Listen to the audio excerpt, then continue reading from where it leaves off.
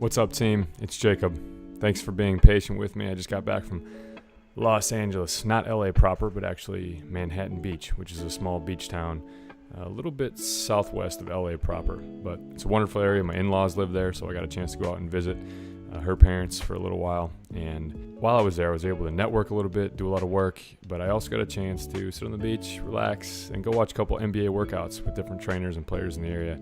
I'm going to be writing some blog posts and that stuff soon, so stay tuned. And I even got to watch Luke Walton and Richard Jefferson play beach volleyball in the six-man tournament over there in Manhattan Beach, and that was an absolute treat as well. Real quick, the listener shout-out for this week is Tyler Krieger. He's the head men's hockey coach at University of Wisconsin-Stevens Point. I've known Tyler for a long time, but he said something pretty nice over the socials, and I wanted to share. He said, "Gollon, just wanted to send a note and say I love the work you're doing. Love the podcasts. No doubt this is the right path for you. Keep it up." Well, I appreciate the kind words, Tyler. Obviously, the position Tyler's in as a head coach, and I don't even know if he's 30 yet, he's got himself a pretty good going as well, and everywhere he's been a winner. So you keep up the good work too, Tyler. I appreciate the shout-out. I think at times we all tend to question the path that we're on, so getting a little reinforcement from someone who I consider to be really successful in my eyes definitely put a smile on my face. So thanks, Tyler. I appreciate that. While I was out there, I was able to get in touch with several different athletes and record interviews and talk about different projects I want to work on. And one of the folks that I got in touch with was our guest today, Bronson Koenig. Between the beach and the gym, I'm not quite sure how I got him to sit down with me in an apartment building for a couple hours, but I'm glad he did, because this episode was both inspiring but also insightful. Bronson had a really storied career at the University of Wisconsin, one of my favorite teams growing up, and he participated in 2 Final Four teams and 2 Sweet 16 teams. Then went on to get picked up in the G League. That's where he played recently, and now he's heading to Mornar Bar in Montenegro to play professional basketball overseas this year. He's a deep thinker and has some great perspective on a lot of different topics. I hope you guys enjoy this one as much as I do. Without further delay, please enjoy my conversation with Bronson Koenig.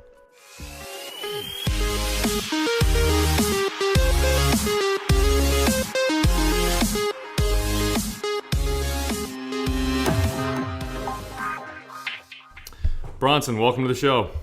Thank you. Honored to be here. Tell the folks a little bit about what you have going on in your career. Where are you at? Where are you playing? What are your plans for going overseas and whatnot? What's it looking like for you?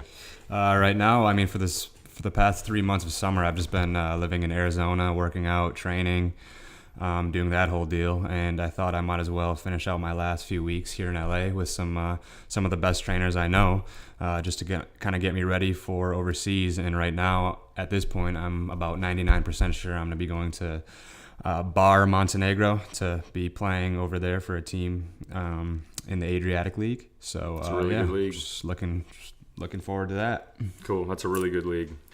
What Bronson do you think was some of the things early in your career? Obviously, you had a very storied career. You played for 2 Final Four teams.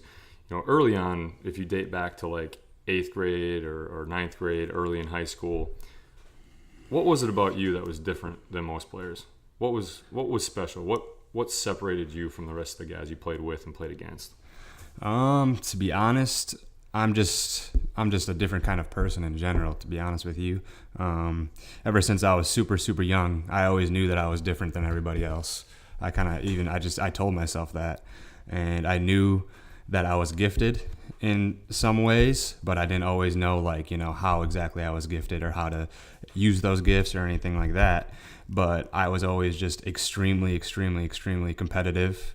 I wanted to be the best. My dad played basketball when he was, his whole life, really. So he's the one that got me into it when I was about, 4 or 5 years old, as long as I can remember, really. And him and my brother would always just beat my ass in the driveway, at Pig, and I'd come home, or I'd go inside crying to my mom. And I would just honestly be outside shooting hoops for hours on end, to the point where the neighbors had to come out and tell me to go to bed. Did you have a hoop in your driveway? It's in the street, yeah. Yep, so the neighbors would have to come out and tell me to go to bed because I'd just be, dribbling the ball, shooting it at 11, 12 o'clock at night. So I've just always had a love for it, Was it a bit of a sanctuary for you? Yeah, definitely. I mean, I had a lot of problems within our family and stuff like that. So I would pretty much just use basketball as, like you said, a sanctuary to get out. And it definitely worked to get my mind off, all the problems that were, going on at home. And I would either go in my driveway and shoot, or I would be at the YMCA for 6 to 8 hours a day. I mean, every single day, wake up on Sundays and call the Y and see if they're open yet, kind of thing. And, people would ask me if I have a bed in the back because I was just there so much shooting and just being a kid, really. That's awesome. I understand that story completely. My mom worked at the YMCA, and everyone's got their own personal issues in and out of different family things and whatnot, but those different sanctuaries can be really helpful for you to have an outlet. But what happens with that sometimes, right, is the stakes are really high. So, if you don't make it, then what happens? For you, what kind of fears and anxieties did you have early on in your career? Like, what were you afraid of when you were younger? You were different, you knew that, you were talented, but what were you afraid of? I think what I was most afraid of was just what is pretty common with most human beings, is just to fail.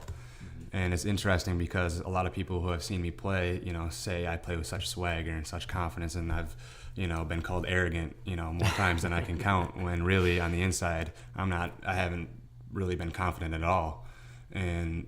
But people can tell the games that I am confident when I do take over, and that didn't happen as much as it should have happened throughout my whole career, because I always had this doubt in my mind for some reason, or just fear of failure, or fear of missing the shot or turning it over. And some of that is me, some of that is the outside environment, or whatever. But I would say that's probably been my biggest or the biggest thing that's been holding me back throughout my career. Doubt and fear of failure. How many athletes do you think deal with that? Obviously, from the outside looking in, two things. There's so much preparation, and then when the lights turn on and the ball starts bouncing on a court for the game, you basically are in another zone and in a flow state where some of those anxieties can go away. So a lot of people can't recognize it. But how many people do you think deal with different mental struggles or doubt when they're playing? You're a high-level player, and you're over here telling me that you had doubt about your game. What about everybody else? What about the lower-level players or people that never played in college? How many people do you think struggle with that? I think pretty much everybody, 99.9% of the people. I mean, I've only seen a few players in my lifetime that it almost seems like they don't fear anything, and they're just super, super confident, and it's paid off because those kind of players that I'm talking about are in the NBA. Kyle Kuzma being one of them. He's just wired a little differently. Yeah. And all that stuff kind of comes with preparation and practice and stuff like that. And there's a trillion different factors that go into all that kind of stuff. Yeah, for sure. Well, what kind of advice would you could frame it as, like, advice to your younger self, or even advice to, say, a little brother, a little cousin, or someone who plays for your former high school team. If they're dealing with doubt and they're a decent player, you could watch them and say, you're pretty good, man. But if they're struggling a little bit, what advice would you have for them after having gone through it yourself? Yeah, after having gone through that all myself, I would probably just try to instill some confidence in them that, when I was their age, I didn't know it was possible to even go D1 for myself, partially because, I never really saw another Native American playing D1 or anyone that looked like me. Yeah. So, I would just try to tell them that, anything you can set your mind to is possible, no matter what your situation is. Even if you don't have the same resources as other people or whatever, that just means you have to work harder, but that doesn't mean you can't do anything. The power of the mind is no joke, and you can really manifest anything you want. Yeah, I'm glad you just brought that up. Power of the mind. We had Mike Lee on the podcast, and he does a lot of mindfulness stuff. Tell me, Bronson, and I'm not positive, we haven't been able to go into too much detail about this before we recorded this episode, but I would imagine that it's at least a portion. What kind of role does spirituality and mindfulness play in your athletic career? It's pretty much everything, really. Like we were talking about, just having that doubt in your mind, just having a strong mind, strong body, and all that stuff. But I really think that strong mind is, the majority of yourself. And if you have a strong mind, like I said, you can do anything, you can manifest anything. And that's something I've been trying to work on for the past couple of years. And just as much as I work out, physically in the gym and stuff like that, I need to be working on my mind. And that goes for everybody. How do you do that? You could do it a lot of different ways. You can research, you can go to different mindfulness classes, or I try to meditate every day, but obviously it's just one of those things that it's hard to, stay still and close your eyes and breathe for even 10 minutes a day. It's way harder than it sounds. But when I was doing that consistently this past season, I was playing my best basketball, averaging like 20 points a game. And it just really pays off. Matter of fact, that was the suggestion that Mike made when I asked him about it. I said, so do you think 15 minutes a day with athletes would be impactful to their career? And he said, probably 10.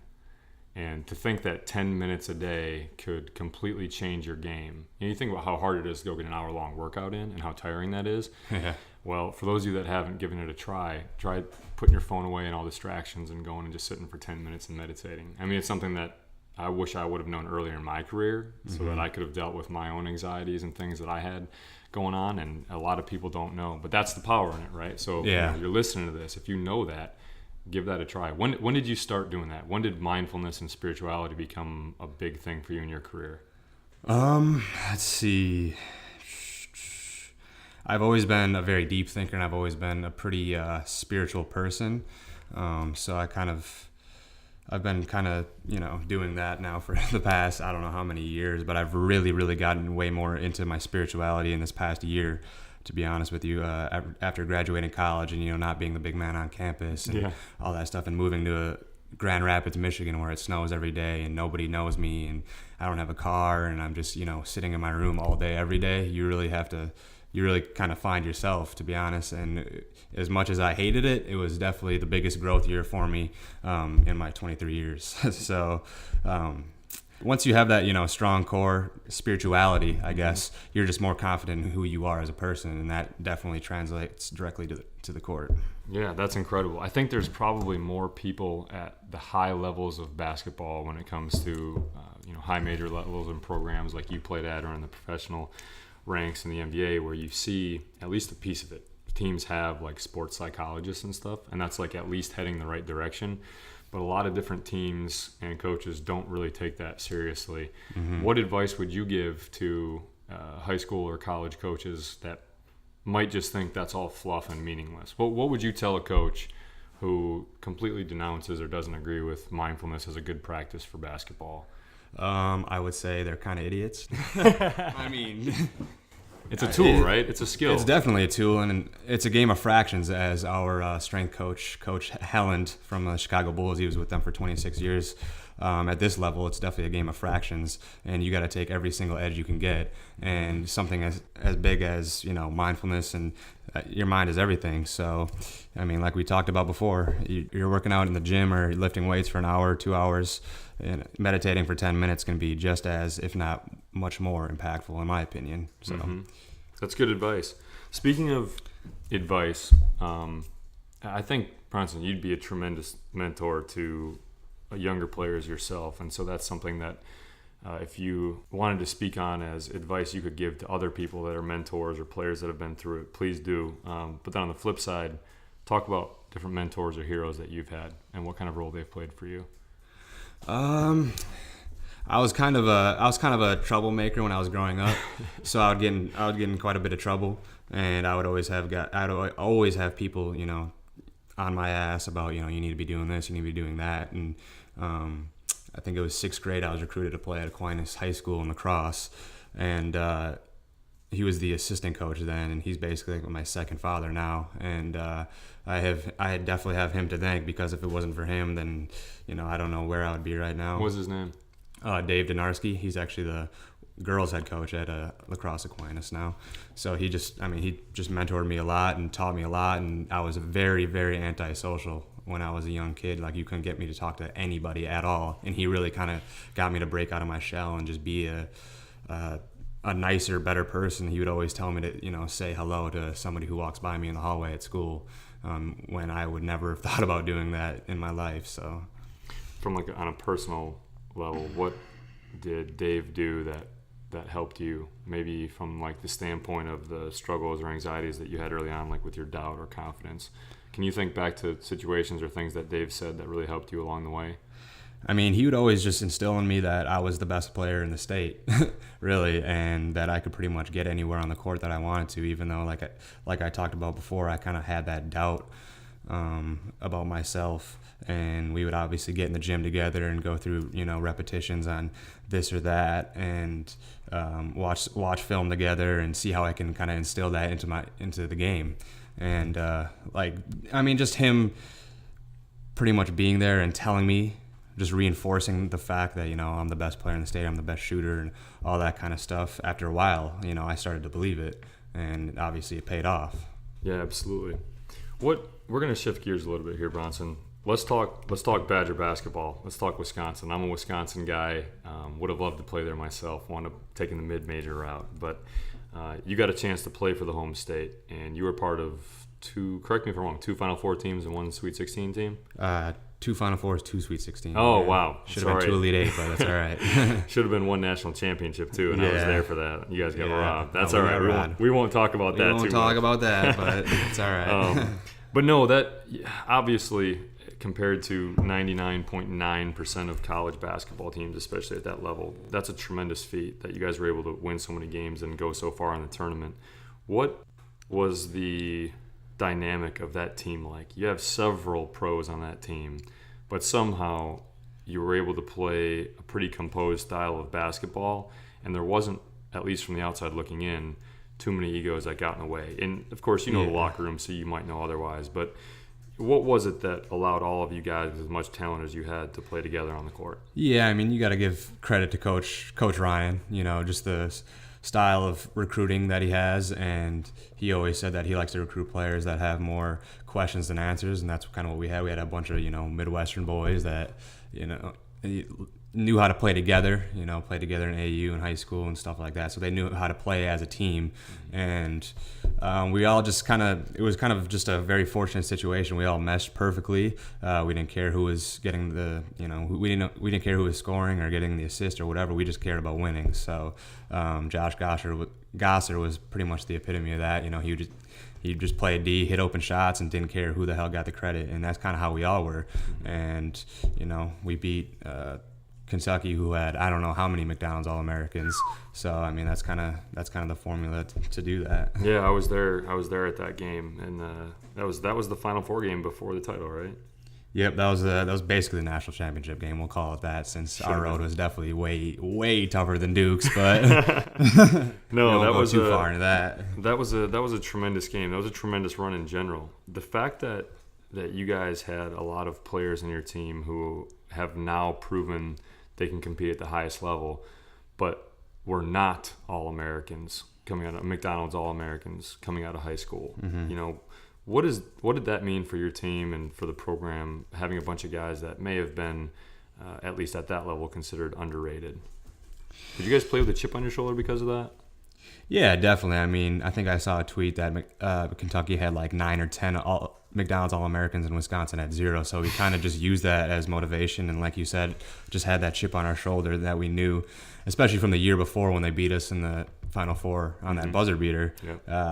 I just remember that feeling and the vibe and the energy that we knew we were going to win, even though nobody else in the whole world. I remember watching ESPN before the game when I was getting my ankles taped in the hotel, and Jay Williams and all those guys were saying how this was the best team in college basketball history and there's no way Wisconsin was going to beat them. But that didn't really matter to us because we believed in ourselves, and that's, people see how far that can take anyone, really. So yeah, absolutely. That's all that matters. So speaking of motivation, for you personally, go into, and maybe these are things that some of the people listening can kind of take with them as they go, but especially with coaches and trainers, as it becomes your profession beyond just a player, there's a lot of quick fire answers here. But if there's anything you want to think of and go into more detail, please be my guest. Mm-hmm. Different media, whether it be music, books, TV shows, podcasts, maybe people on social accounts that you follow. Where do you find or draw inspiration from when it comes to other sources? Other sources? Any favorite albums out music-wise, or anything that you think is really motivating for you? I really love J. Cole just because how real he is. He speaks the truth, and he actually cares about changing the world. rather than, these rappers who just care about money, cars, clothes, things that aren't really real in this world. That's why I love J. Cole and, Kendrick Lamar. And I like to, I also like to speak out on social activism and all that kind of stuff, because, that's just been my calling in this lifetime, is just trying to change the world and make it a better place, really. And also, I get a lot of inspiration from just my Native American heritage, and being one of the only Native American role models out there for millions of Native kids, and just knowing that I didn't have one growing up, it kind of just inspires me to be that role model for those kids and show them that it's possible, like I was talking about before. What was that like? I played second most all-time games in college basketball because of all these darn surgeries that I had. So I've been around and played a lot of games, and there's only been one other Native American guy I remember, and he played for Stetson my freshman year. His name was Chief Kicking Stallion. Really? Yeah. I don't remember him. That's what he went by. He was about 6'9" and could just hammer dunks. But he was an okay player, and I remember him. But other than you, Bronson, and him, I don't know any either. Talk about that a little bit. What was that like, being from a heritage that's not really considered basketball heavy, or like you said, you're looking around and you're the only one that you grew up around? That just goes to show how people don't know that it is. I mean, if you ever heard of Rez Ball, Native Americans love basketball. Basketball's our favorite sport, actually. And that's reservation basketball. That's reservation basketball, yeah. And it's much more fun than playing slow it down and pass the ball 10 times, because there's no defense really played. It's just, pass the ball up and first open shot, or not open, you're shooting it.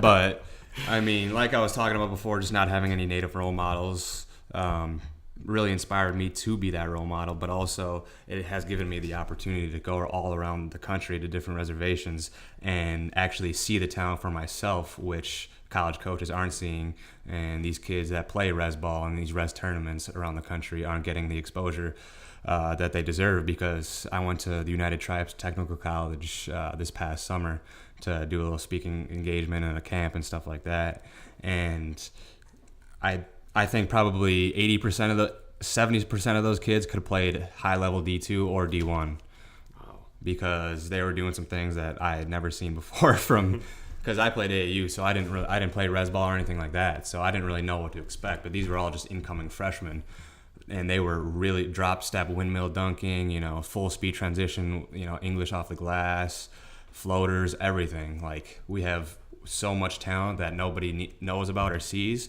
That it honestly just breaks my heart that all that talent is kind of being wasted. Hidden market. We have a lot of, probably, I've said this before, we have probably 60% of our guests in the show are high school and college coaches. So for any, not guests, but about 60% of the listeners on our show are high school and college coaches. So any college coaches listening, if you're looking for a steal, head on up to the reservation. You'd be shocked at what kind of talent you can find. Give Bronson a call. I'm sure he's got a few guys that he knows are pretty darn talented. Oh yeah, definitely. Well, Bronson, tell me about when you get done playing. I know it's still early in your professional career. What do you see yourself doing business-wise or life-wise? You just alluded to maybe some sort of social movement or social activism. What could you see yourself doing after the ball stops bouncing? I mean, definitely something with social activism, and like I said, that's just been my calling, and I know that I'm going to change the world someday, and that might sound cliche, but, that's just who I am, and I'm not afraid to speak my mind. I've gotten a ton of backlash on Twitter and social media and stuff like that about my opinions, but, that's just my opinion, and that's how I perceive the world. So, I'm just going to speak my mind freely, and that's who I've always been. And I'm definitely, never going to stop trying to inspire these young Native American kids like I was just talking about. There's so much talent, but the fact is that they have no idea that they can go D1. They don't even know how good they are. Mm-hmm. And that's kind of why I'm here to show them how good they are. And I've actually been planning on doing like a top 100 Native American basketball camp, in a central location in the United States, maybe Chicago or something, and bringing in a bunch of the best Native kids in the country, inviting a bunch of coaches and stuff like that, maybe doing some workshops, because these kids also don't have any mentors either, pushing them like I had. And if I hadn't had those mentors, I probably would have been in the same position, a ton of talent, but nobody would know my name. I wouldn't be even on this podcast right now. So. Yeah, no, that's incredible. But I mean, everyone has their calling and has their niche, and I think that's something that's really special, because the truth is, and it's more definable in your scenario, but I think of a quote, and I'm going to butcher this. I don't know who it's by, but maybe I can look it up and put it in the show notes. But something along the lines of, if you don't do it, everyone has been put on this earth to do something special and something unique. And if you don't do it, it may never be done. So for you, the fact that even early in your professional playing career, you can look to a future as whether business or whatever you want to call it, where you're already seeing yourself as someone who wants to be socially active and try to change the world and try to help out a lot of these kids who don't have that opportunity. If you don't do that, it may never get done.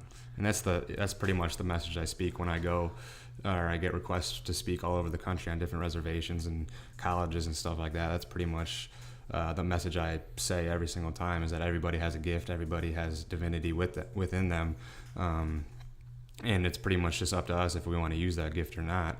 And that's basically what I'm trying to do, is get all these kids to use their gifts, because we have so much talent that is going unseen and unused. So you may, there's probably not a lot of kids on the reservations that are hearing this podcast, and maybe we can try to change that. But the truth is, there's a lot of kids that might feel similar thoughts, right? Like I'm not going to get recruited. I don't have anyone helping me. They feel a little bit of despair.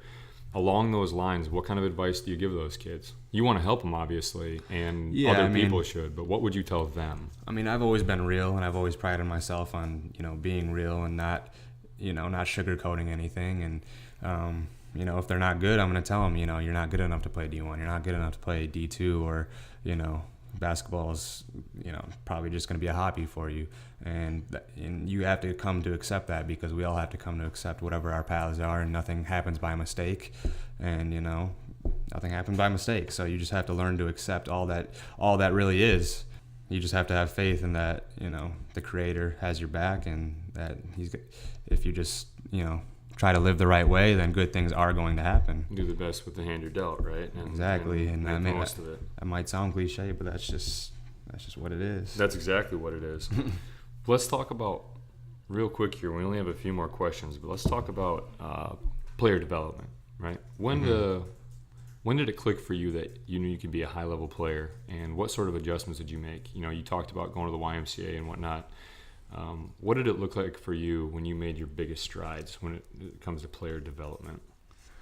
Let's see. Like I said before, I was always at the Y, and I was always super competitive, so I always thought and believed that I was the best. And I remember Bo Ryan telling me that he heard about me when I was in like 5th grade. Like, somebody told me, you got to go watch this kid at, from lacrosse, this Indian boy or something like that. And but like I said, I didn't know how good I was. I didn't know I could play D1 until I probably got my first offer middle of the season, my freshman year of high school. And then after that, I'm like, okay, wow, I'm actually better than I thought that I was. And then after that, pretty much all the schools started, offering me and everything, Wisconsin, North Carolina, Duke, Kansas, and teams like that. Did you have a trainer at that point? And that's the thing. I see all these kids on Instagram and social media these days having trainers, but I never ever had a trainer my whole life. I didn't work with a trainer until my junior year of college, going into my senior year. So now I look back at it like, damn, if I would have had a trainer, when I was in 9th grade or whatever, I don't know where I would be. So tell me, because I didn't either, and so we're probably more similar in this sense than a lot of kids that do have trainers that did have them growing up. But what was your mindset, or what would go through your mind when you'd go to the gym and you'd go work out and shoot? What was in your head at that time? Honestly, I was just going because I just love to play basketball. And like I said, I wanted to, kind of get away from all the daily, life's, stresses and struggles. But I would also really watch a lot of basketball. That's how I learned a lot. I watched Jason Kidd and Magic Johnson. I love to pass, Pistol Pete, and also just all the great shooters. And I just really tried my best to emulate all that stuff when I would go to the gym. And I would basically play. the advice I give is just play as much basketball as you can. You go to the Y, play a game of 21, or go play pickup, or get on this team for this weekend and go play, because that's what I did. I played on 100 different teams, and, you know, that's how I learned so much, you know, about the game. Just really. Always playing. Always 10,000 playing. hours. Yeah, and that's why I was just different. You know, most people wouldn't do that, and that's fine, you know, but that's just what I love to do. No, that's excellent, man. Well, 2 more questions here, Bronson. Everyone answers this question on the show, and everyone has a different answer, and sometimes it gets a little bit interesting. But tell me what the word grit means to you. Grit? Yeah. I think of when like a hamburger is put down on the skillet and all the stuff comes off. That's what I think of when I hear the word grit. But that's what first comes to mind. But obviously that's not what it is. I think grit is just like basically just toughness and doing all the little things right. And, you know, it's not just physical toughness of, you know, trying to beat your, you know, opponent up, but, you know, being in the right position at the right time, or knowing the scouting report, and, you know, just going that extra mile to do whatever it takes to win or succeed, or, you know, so that's pretty much doing whatever it takes. No, that's great. I love that. Well, last question here, Bronson, and then we'll let you get back over here so you can go get a workout here. I know it's nice here in LA, but yeah, I want to go to the beach. You got to get some shots up. All right, last one. Waking thought. You have the opportunity to send a message to everyone in the world, and it's the first 10 or 15 seconds of their day. What would you tell the people?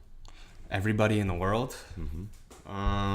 I'd say the only thing real in this whole entire lifetime and our human experience right now is love and forgiveness, and those two go hand in hand. And if everybody got that message, then this world would be a much better place. So love and forgiveness. Mm-hmm. I can appreciate that, man. Well, Bronson, I'm so glad we got a chance to connect. I know that you're going to have a really bright future ahead of you, and I think that the more you put your mindfulness and spirituality into practice, your career is just going to get more and more fruitful, and longevity is going up. So best wishes to you, man, and I'm really hoping that you continue to have success in everything that you do, brother. Thank you. Appreciate it. All right. See you guys later. Team, don't go anywhere just yet. Give me 1 second.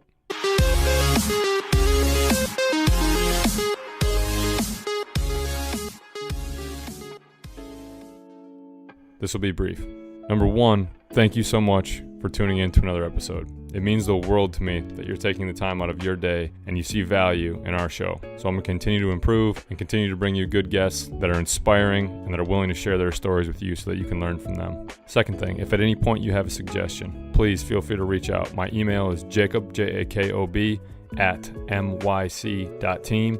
Lastly, and probably most importantly, we have to game the algorithm. I know that it doesn't seem like a big deal, but the truth is there's a lot of junk out there on the internet. And if we want people to be able to see good information like this that's actually making people's lives better, I need each and every one of you to like, subscribe, share, post on people's walls, and especially word of mouth. Spread the message. All of our socials are at the MYC Study, and the website is themycstudy.com.